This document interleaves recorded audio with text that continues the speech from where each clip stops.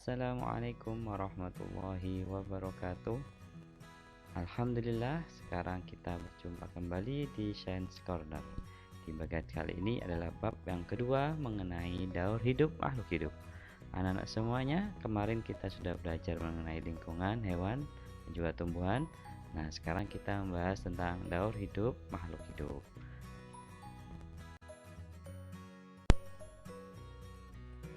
Daur hidup makhluk hidup yang pertama adalah daur hidup hewan.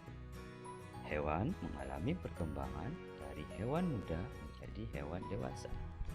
Hewan mengalami perkembangan yang berbeda-beda. Ada yang mengalami bermetamorfosis dan ada yang tidak bermetamorfosis. Kita simak yuk. Yang pertama, hewan bermetamorfosis. Dikatakan hewan mengalami metamorfosis jika bentuk hewan muda sangat berbeda dengan hewan ketika dewasa. Metamorfosis ini dibagi menjadi dua. Satu, metamorfosis sempurna. Yang kedua, metamorfosis tidak sempurna. Bahas metamorfosis yang pertama ya, yaitu metamorfosis sempurna. Apa yang disebut dengan metamorfosis sempurna? Nah, metamorfosis sempurna adalah jika hewan mengalami perubahan bentuk dan fungsi bagian tubuh sejak telur menetas menjadi larva dan sampai dewasa. Biasanya pada tahapan ini ada ciri khasnya, ada ciri khususnya yang dapat kita kenali sebagai tanda bahwa hewan tersebut mengalami metamorfosis sempurna, yaitu terdapat tahapan pupa atau tahapan kepompong. Nah, kira-kira terjadi pada hewan apa saja ya? Nah, terjadinya pada hewan kupu-kupu dan juga katak. Ini adalah contoh dari tahapan atau metamorfosis sempurna pada kupu-kupu. Yang pertama, dari telur, kemudian berubah menjadi ulat. Telurnya menetas berubah menjadi ulat. Ulat setelah makan banyak daun, kemudian dia berubah menjadi kepompong. Nah, inilah tahapan khususnya ya, tahapan ciri khusus dari metamorfosis sempurna. Dari kepompong kemudian akan keluarlah kupu-kupu. Ini tahapannya ya, kupu-kupu keluar, kemudian keluar semuanya dan mengembangkan sayapnya berubah menjadi kupu-kupu dewasa. Kupu-kupu dewasa nanti akhirnya juga bertelur lagi dan menetas lagi.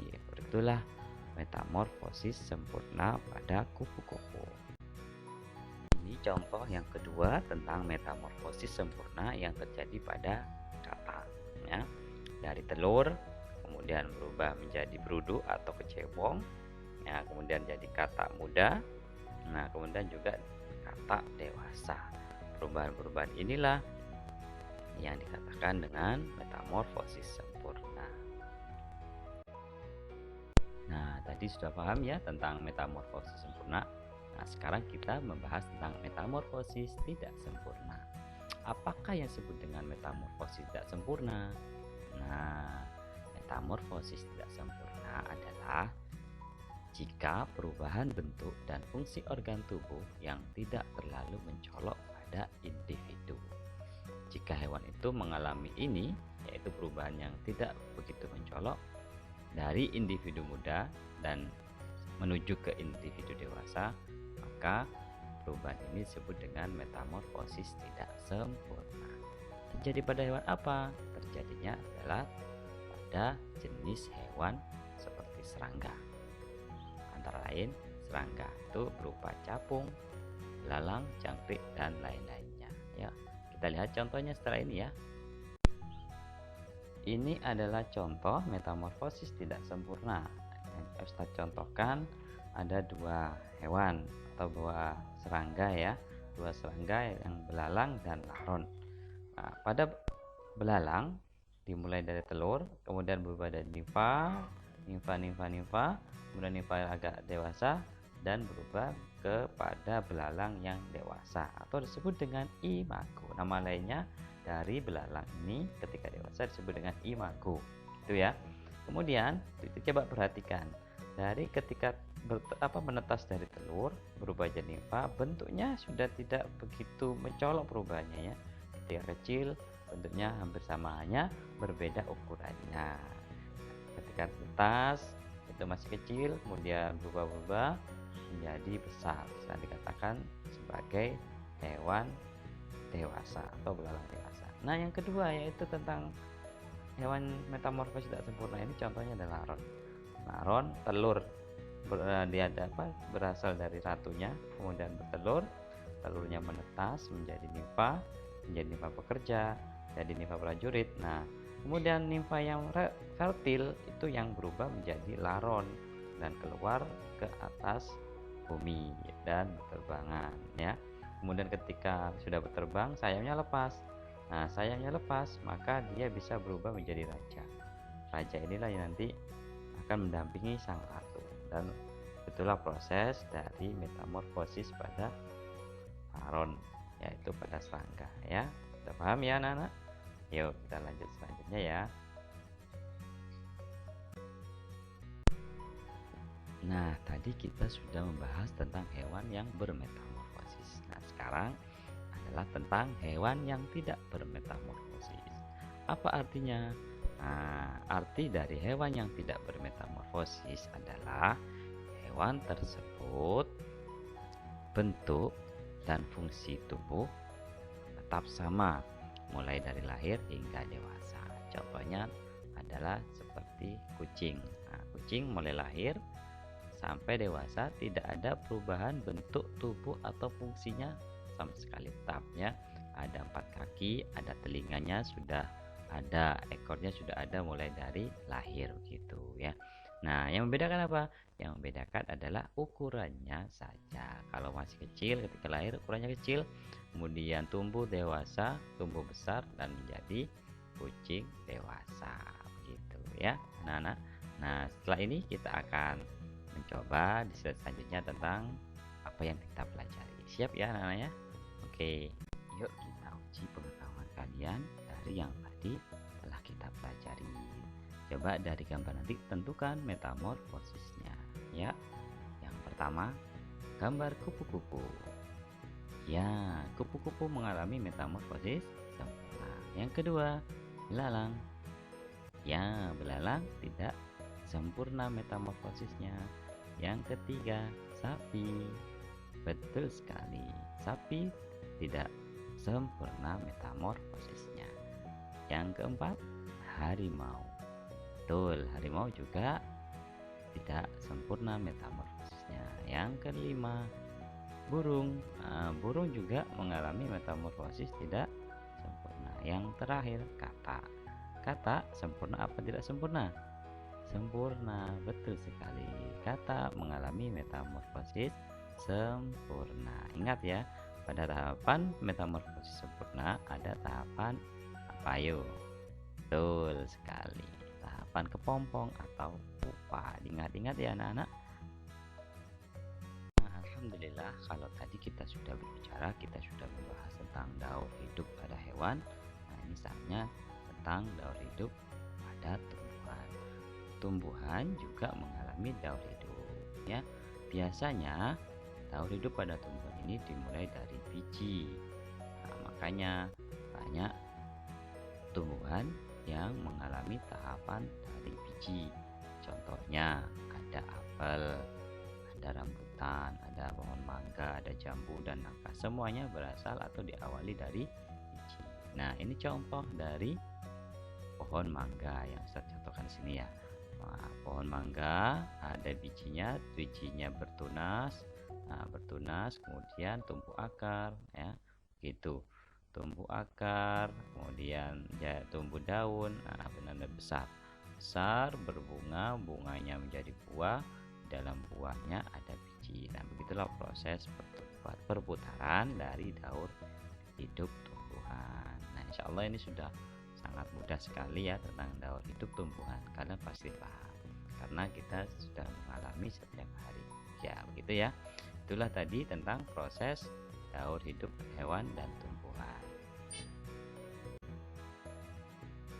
Alhamdulillah kita sudah belajar tentang metamorfosis hewan dan daur hidup tumbuhan. Nah, selanjutnya kita akan belajar tentang apa ya? Nah, kita akan belajar bagaimana tumbuhan dan hewan dapat bertahan hidup sehingga tidak punah. Yuk kita pelajari caranya. Siap? Oke, lanjut. Agar hewan dan tumbuhan tidak punah, apa ya yang harus kita lakukan?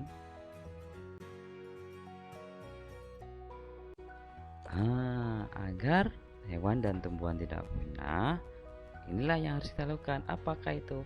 Yaitu upaya pelestarian makhluk hidup. Bagaimanakah caranya?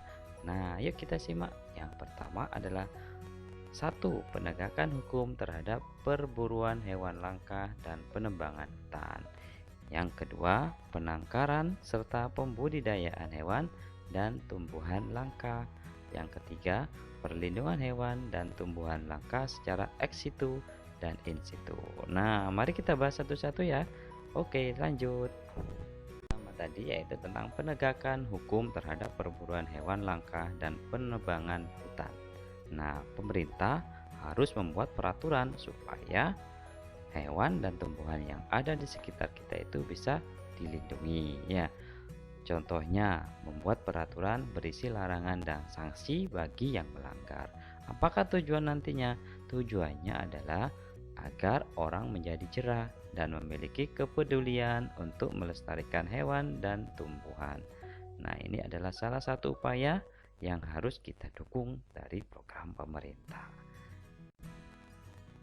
Yang kedua, yaitu penangkaran serta pembudidayaan hewan dan tumbuhan langka. Apa sih penangkaran itu? Ya, penangkaran adalah untuk menyelamatkan hewan langka yang sudah terancam punah dan pemulihan hewan langka yang mengalami luka-luka dan trauma. Dan juga bagi tumbuhan langka untuk diperbanyak melalui budidaya. Jadi penangkaran adalah tempat untuk menyelamatkan hewan langka dan tumbuhan. Bisa melalui pengobatan bagi yang luka-luka ataupun pembudidayanya. Gitu ya.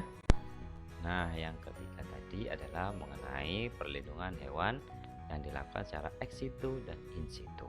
Apa sih perlindungan ex situ itu? Nah, perlindungan ex situ ini adalah perlindungan terhadap hewan-hewan yang dilakukan di luar habitat aslinya. Jadi pemerintah membuatkan tempat khusus untuk menampung semua hewan-hewan yang harus dilindungi.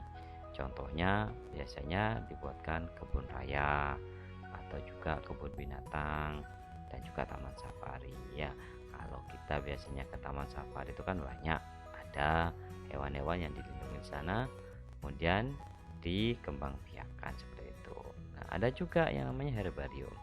Untuk apa herbarium ini? Herbarium ini dibangun untuk menyimpan sisa-sisa hewan dan tumbuhan yang telah mati untuk diawetkan. Nah, seperti museum begitu ya. Sisa-sisa hewan ataupun sisa-sisa tumbuhan yang sudah punah yang masih ada bekasnya disimpan di situ. Nah, yang kedua pelindungan in situ.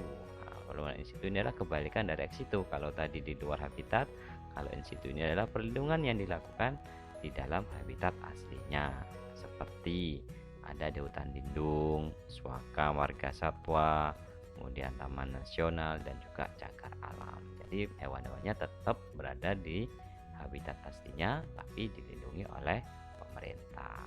Begitu ya. Anak-anak suku semuanya ini dilakukan oleh pemerintah untuk mencegah kepunahan terhadap hewan-hewan yang langka. Nah, jadi anak-anakku semuanya kita harus berupaya untuk melestarikan hewan-hewan dan tumbuhan yang akan punah ataupun sudah hampir habis begitu ya, supaya hewan tadi tidak menjadi punah. Dan itu kita harus mentaati semua peraturan-peraturan pemerintah tentang pelestarian hewan dan tumbuhan, karena banyak sekali hewan dan tumbuhan yang ada di Indonesia ini yang perlu kita jaga dan kita lestarikan supaya bumi Indonesia tetap asri, nyaman, dan lestari. Gitu ya anak-anak semuanya. Alhamdulillah materi kita hari ini sudah selesai. Terima kasih anak-anak semuanya. Semoga bermanfaat. Sampai jumpa di materi materi selanjutnya. Wassalamualaikum warahmatullahi wabarakatuh.